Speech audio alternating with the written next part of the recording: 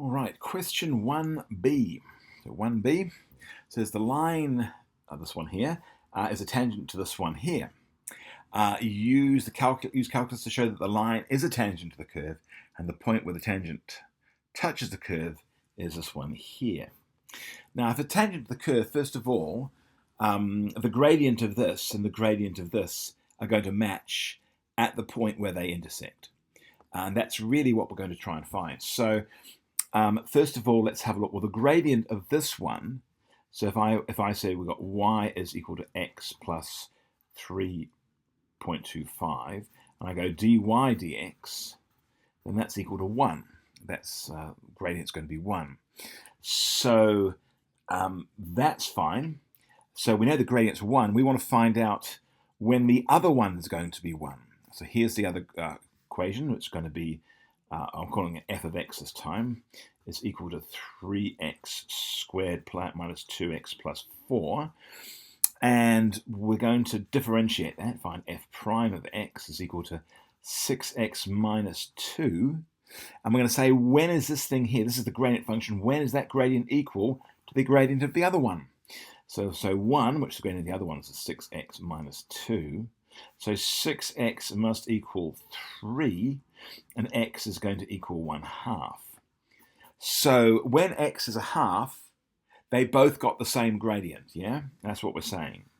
So we'll say, therefore, when x equals 1/2, the gradients, the m values, if you like, of the two equations are the same.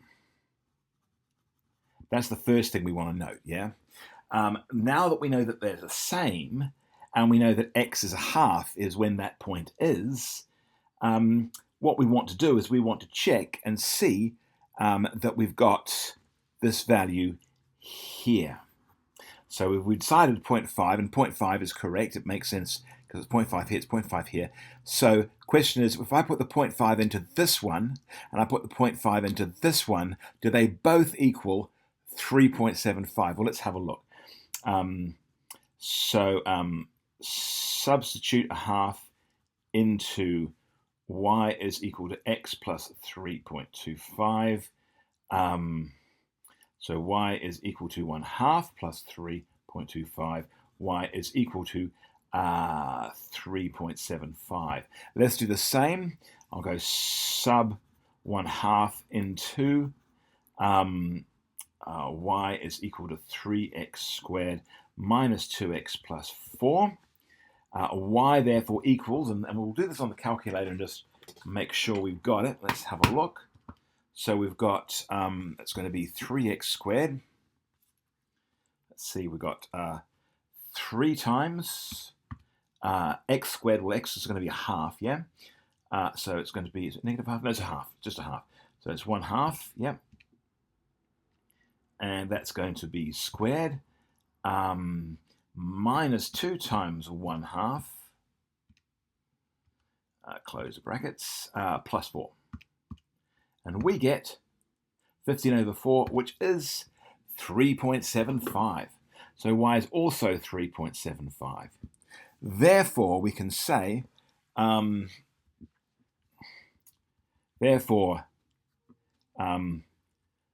both lines share the same gradient at 0.5 comma 3.75, and that would be my concluding statement, and that would kind of do it. So doing all that, we've kind of showed that first of all they are a tangent to each other, and secondly that the tangent happens to be at this point here.